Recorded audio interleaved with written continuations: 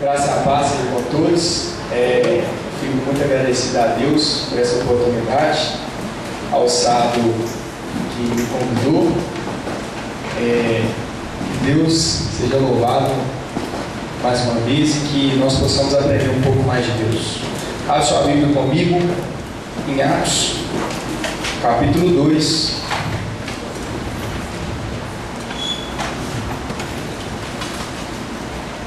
Nós vamos ler do verso 42 ao 47. Atos, capítulo 2, 42 ao 47.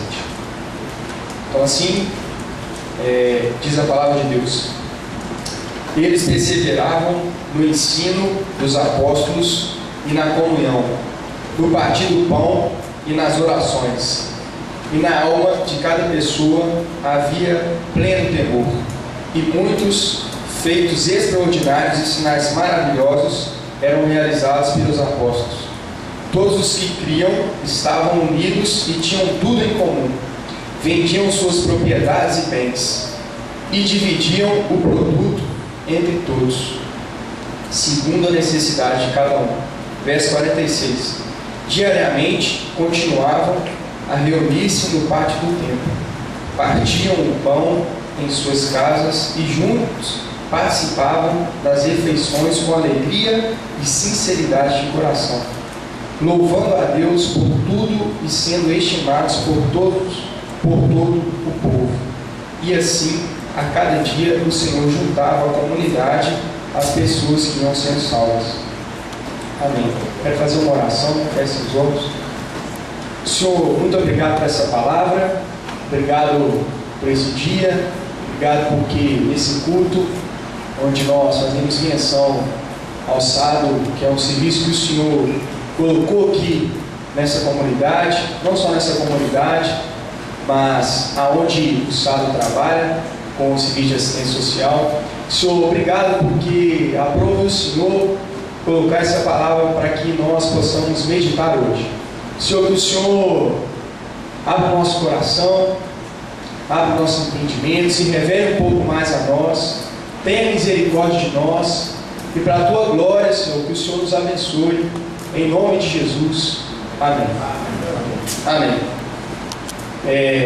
Essa passagem já é conhecida por todos, uma passagem onde que, em Atos 2, nós vemos o início dos primeiros cristãos que se reúnem depois de terem ouvido um grande sermão do apóstolo Pedro. E em Atos 1 nós vemos que existe o acréscimo de Matias, que é que vai ser acrescentado um dos 12 apóstolos, e ali, desde Atos 1, nós já vemos que eles perseveravam na oração, eles perseveravam em unidade uns com os outros.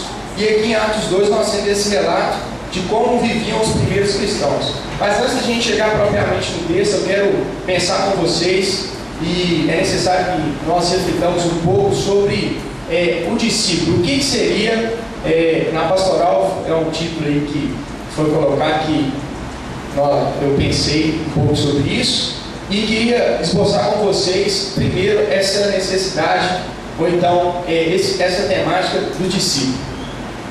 E aqui eu queria pedir a permissão a vocês para que a gente possa pensar com três perguntas. É como se nós fôssemos criar meio que um debatedor imaginário, onde a gente vai fazer três perguntas relacionadas a esse tema, para que depois a gente aprofunde um pouco nesse texto aqui e tenha a extração daquilo que o Senhor tem para nós. Então, a primeira pergunta nesse debatedor imaginário que eu queria que nós pensássemos era: o que é ser um discípulo? O que significa, o que é ser um discípulo, né? O que significa ser verdadeiramente um discípulo amplo, sem ser discípulo de Cristo? E aqui, pensando um pouco e lendo as Escrituras, lendo as Escrituras, a gente chega a uma conclusão. Ser discípulo é aquele que encontrou em seu mestre as respostas de seus questionamentos e necessidades, propriamente dito, etimologicamente, no dicionário, a gente vai ter umas palavras no grego, prefixo dis, e depois a gente vai ter o capere, que é de agregar, e isso significa que é aluno. Discípulo é aquele que é um aluno, que ele colocou-se um coração ensinado. Então, significa ser discípulo? É ser aluno. Encontrar no mestre seus questionamentos e a resposta para esses questionamentos. Estar sempre dedicado aos estudos. A segunda pergunta que eu queria que nós pensássemos é: todo cristão é discípulo? Gente, fazendo essa pergunta, eu fiquei pensando será que todo cristão é discípulo? E tem uma resposta que eu penso que as Escrituras nos ensinam, que todo cristão é discípulo. Por quê? Porque o Evangelho torna o coração ensinável. A primeira certeza que nós podemos ter, que quando nós conhecemos o Evangelho, verdadeiramente o Evangelho de Cristo Jesus, a cruz de Cristo, aquilo que o próprio apóstolo Pedro anunciou para nós naquele sermão, dizendo aqueles que estavam em volta, que depois foram agregados 3.000, arrependam-se. Ele disse: arrependam-se porque Cristo veio e Ele subiu aos céus, e o sangue dele é para que nós então pudéssemos crer no Evangelho. E crer no Evangelho significa tornar um coração ensinado. Quando nós cremos em Cristo Jesus, então o nosso coração se torna apto a ouvir aquilo que Cristo tem a nos dizer. E isso é maravilhoso, porque o discípulo, além de ser um aluno, ele não vai ser aquele aluno emburrado. Dizendo isso por quê? Porque eu trabalho com sala de aula e a gente sabe, quem dá aula também, que nós pegamos aqueles meninos que muitas vezes não querem aprender. E isso é uma dificuldade para quem quer ensinar. Por quê? Como é que você vai ensinar alguém que mesmo ele não quer? Então não existe essa possibilidade. Só que no Evangelho, o discípulo, ele tem um coração amável, um coração pronto a ouvir aquilo que o mestre tem a dizer. E isso é maravilhoso. Então a nossa resposta, que todo cristão é discípulo, sim, todo cristão é discípulo, porque o Evangelho transforma o coração, nos ensinando. E a terceira pergunta é: o que significa ser esse discípulo? O que significa, então, agora que nós somos cristãos, nós já temos essa concepção, e com certeza, creio que todos aqui já tinham com certeza, que nós somos discípulos de Cristo. O que implica para mim ser esse discípulo? Na aplicação do dia a dia, qual que é a relação que vai mudar no meu cotidiano ser discípulo ou não de Cristo nessa sociedade? E olha só o que diz a Bíblia então, nos primeiros cristãos. Eu quero usar esse texto como base para a gente desenhar alguns pontos aqui. E então, Atos, como nós lemos, voltando às Escrituras aqui, como nós lemos em Atos 2, aqui diz, Atos 2,42, eles perseveravam no ensino dos apóstolos, na comunhão, no partir do pão e nas orações. Ser discípulo de Jesus, então, crer em Cristo e ter esse coração ensinável, nós podemos aprender com os cristãos uma palavra: perseverança. E aqui eu quero trazer para nós essa ideia de perseverança em 3 pontos que eles colocaram: no ensino, na comunhão, no partir do... 4 pontos, no ensino, na comunhão, no partir do pão e nas orações. E eu frisei um ponto que seria a oração. Nós podemos falar aqui sobre inúmeros pontos, mas citei algum ponto que foi a oração. Nós, como discípulos de Cristo, necessitamos de orar, meus irmãos. E isso veio a mim como algo me lembrando muito do momento que nós tivemos na formação de liderança da IPU. Por que eu estou dizendo isso? Mauro Meneghelli, o pastor de Jardim das Oliveiras, da igreja de IPU de São Paulo, ele conduziu a mesa junto com a liderança da IPU, que teve o congresso de liderança da IPU, e foram colocados vários pontos com relação porque nossa igreja não crescia em números e qual seria a natureza da igreja. E nós colocamos inúmeros pontos, foram divididos em grupos, tinham 4 grupos, cada grupo mais ou menos com 10 pessoas, inúmeras discussões, bíblias e pessoas experientes.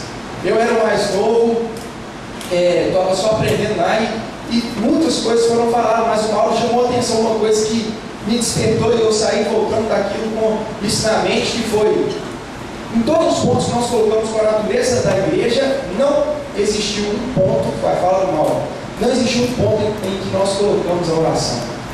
Nós colocamos inúmeras coisas: pregação do evangelho, treinamento de liderança, discipulado, foi colocado, natureza da igreja é anunciar as boas novas, isso tudo foi citado, mas em todos os grupos, nenhum ponto foi citado como oração, e aquilo me despertou, e eu disse, talvez a gente esteja pecando nisso, talvez não, mas a certeza é que nós precisamos perseverar em oração. Ser discípulo de Jesus significa que nós precisamos orar, meus irmãos. Nós precisamos dedicar a nossa vida em oração. E não é só uma oração como um culto litúrgico ou algo que seja uma oração que nós fazemos cotidianamente.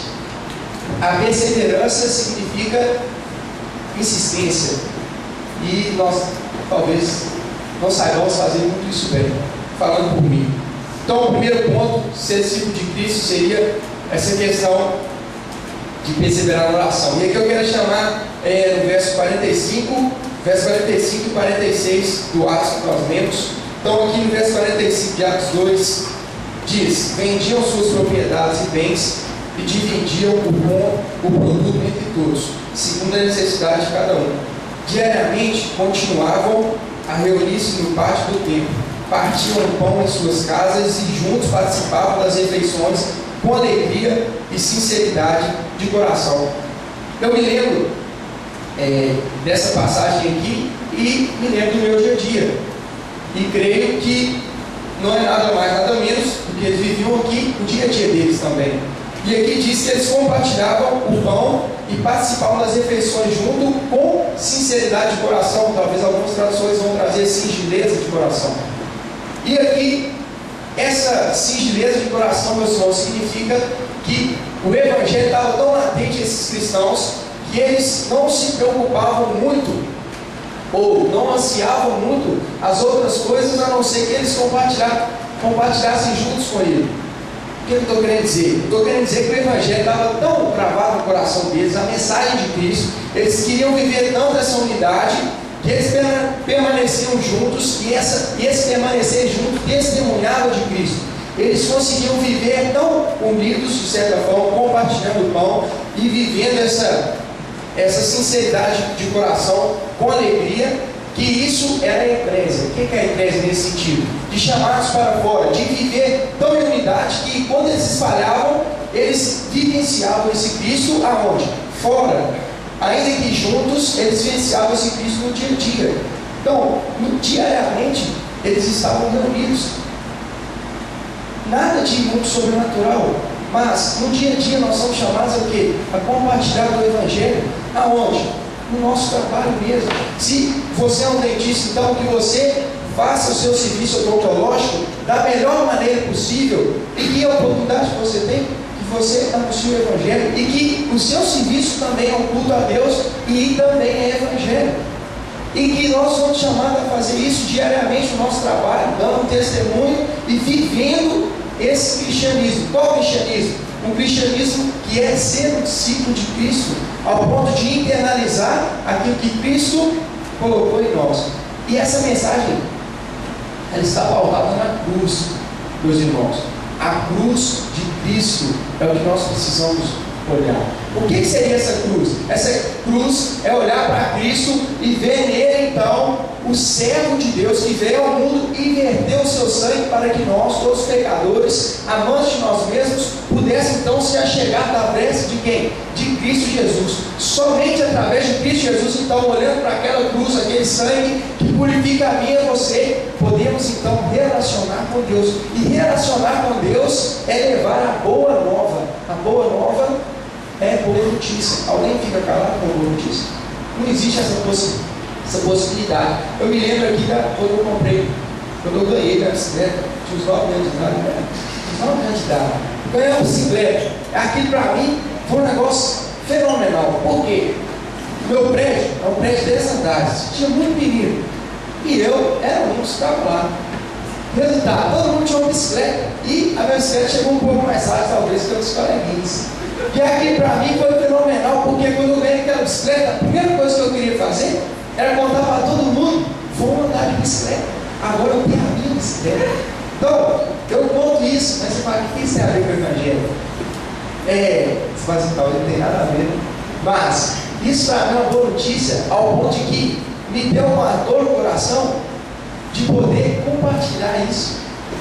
E o Evangelho, meus irmãos, como boa notícia, nosso coração tem que arder para a gente anunciar, testemunhar aquilo que Cristo tem feito na nossa vida.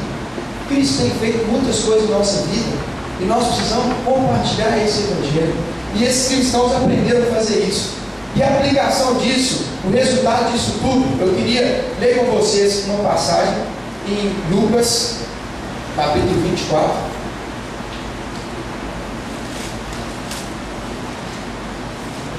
De 13 a 35.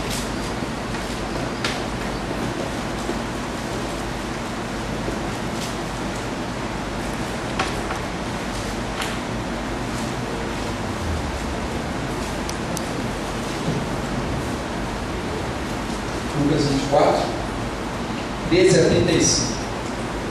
Então nós vimos: o que é ser discípulo? Ser discípulo é ser aluno. Todo cristão é discípulo. Todo cristão é discípulo do Evangelho. O princípio do Evangelho é que ele transformou nosso coração em alguém que é ensinado. E isso, nós somos chamados então a ser discípulo e colocar a perseverança na oração e a compartilhar desse Cristo que nós temos vivido no dia a dia. E aqui eu quero compartilhar com vocês essa. Eu já vi o Jorge pregando sobre isso, caminho de Emaús, e eu quero ler do 13 ao 35 e logo caminhar para o final. Olha o que diz a Bíblia: e naquele mesmo dia, 2 deles estavam caminhando em direção a um povoado chamado Emaús, que ficava a cerca de 11 quilômetros de Jerusalém, e iam dialogando sobre todos os fatos recentemente ocorridos. Enquanto trocavam ideias e discutiam, o próprio Jesus se aproximou de ambos e começou a caminhar com eles. Entretanto, os olhos deles foram impedidos de reconhecê-lo. Então, ele lhes questionou: o que vos preocupa e sobre o que ides discutir durante vossa jornada? E eles pararam entristecidos. No entanto, um deles, chamado Cleópatas, replicou: és o único, porventura, que tendo estado em Jerusalém, ignora os acontecimentos desses últimos dias? Verso 19. Ao que ele lhe indagou: quais? E eles começaram a lhe explanar. Ora, o que ocorreu a Jesus, o Nazareno, que era varão profeta, poderoso em obras e palavras diante de Deus e de todo o povo. E como os chefes dos sacerdotes e nossas autoridades o entregaram para ser condenado à pena de morte e o crucificaram. E nós acreditávamos que fosse ele quem havia de trazer a total redenção a Israel. Mas hoje já é o 3º dia desde que tudo isso aconteceu. É verdade também que algumas mulheres seguidoras conosco nos assustaram. Portanto, foram de madrugada ao sepulcro, mas não encontraram o corpo de Jesus. Contudo, voltaram e nos relataram que tiveram uma visão de anjos que lhes asseguraram que ele vive. De fato, alguns outros seguidores entre nós foram ao sepulcro e encontraram tudo exatamente como as mulheres haviam informado, porém não viram a ele. Então lhes admoestou Jesus: ó tolos de entendimento e lentos de coração para crer em tudo quanto os profetas já declararam a vós. Ora, não era imprescindível que o Cristo padecesse para que entrasse na sua glória? Então, inclinando por Moisés, discorrendo sobre todos os profetas, explanou-lhes o que a seu respeito constava em todas as Escrituras. Ao se aproximarem do povoado para o qual se dirigiram, Jesus fez com que iam continuar a caminhar e seguir mais à frente. Porém, eles muitos insistiram, rogando: fique conosco, pois é tarde e o dia já está chegando ao fim. Então ele entrou para ficar com eles. E aconteceu que, quando estavam reclinados ao redor da mesa, tomando ele o pão, deu graças, partiu-o e deu a eles. Neste momento, neste mesmo instante, se lhe abriram os olhos e reconheceram ele. Contudo, desapareceu diante dos olhos deles e questionaram entre si: porventura, não nos queimava o coração quando ele, durante a nossa jornada, nos falava quando ele explicava as Escrituras? E na mesma hora, levantando-se, retornaram para Jerusalém, onde encontraram reunidos os 11 e os outros seguidores com eles, os quais anunciaram: é verdade, o Senhor ressuscitou e apareceu a Simão. Então os dois comunicaram o que havia ocorrido no caminho e como Jesus fora reconhecido por eles enquanto partiu o pão. Essa passagem, Jesus andando, os dois discípulos andando, enquanto então Jesus com os dois discípulos, e no caminho, olha só, aonde? No dia a dia. O Evangelho é diário. Nós vamos vivenciar o Evangelho onde? Diariamente. Diariamente, o nosso coração então precisa estar entregue a Deus. E os discípulos aqui caminhando, olha no final o que eles dizem. E questionaram entre si: porventura não queimava nosso coração quando ele, durante nossa jornada, nos falava, quando explicava as Escrituras. Meus irmãos, a aplicação verdadeira, talvez que a gente precisa, que eu queria e que nós saíssemos hoje refletindo, seria: o que verdadeiramente ser discípulo de Jesus significa para mim?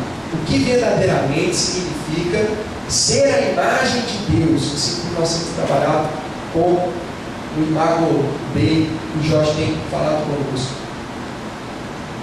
O que significa ser isso? E os discípulos, meus irmãos, a Bíblia é muito clara, eles estavam com o coração voltado para aquilo que Deus colocava no coração deles, no sentido de que o Evangelho tinha primazia acima de todas as outras coisas, acima da nossa vontade, acima daquilo que queiramos, acima daquilo que a rigor seria.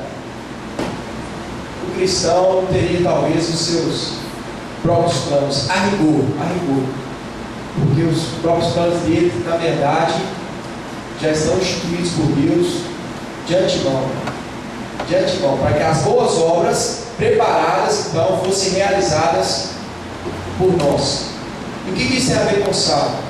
Gente, a melhor forma, talvez, nós aplicarmos uma assistência social é viver o Evangelho plenamente onde nós estamos. E isso é viver Cristo. Isso é a assistência que o Senhor colocou nos discípulos e em nós, para que nós então podemos levar em eternidade a cruz de Cristo, e mais que a cruz de Cristo, a nossa vida entregue em Cristo. E a nossa vida entregue em Cristo significa estarmos com Deus, baseados naquilo que as Escrituras nos ensinam, na perseverança da oração, no partir do pão e da doutrina dos apóstolos. A doutrina dos apóstolos está para nós hoje aqui, as Escrituras, onde o Senhor capacitou pessoas para que elas nos ensinem o que é o Evangelho, e para que nós, discípulos de Cristo, pudéssemos ensinar outras pessoas a ser cristão também e a anunciar o Evangelho, porque nós temos recebido e nós precisamos, quando recebemos, então, a vivenciar isso diariamente. E que o Senhor tenha misericórdia da nossa vida, que o Senhor nos abençoe, para que o nosso coração seja verdadeiramente entregue nessa perseverança, voltando à questão da oração, que é um ponto que nós precisamos melhorar. E eu falo por mim, falar de você, irmão, eu falo por mim, e que nosso coração seja entregue a Cristo, ao ponto de estarmos unidos a Ele. Essa é a minha oração. Eu agradeço a oportunidade e que o Senhor nos abençoe em nome de Jesus.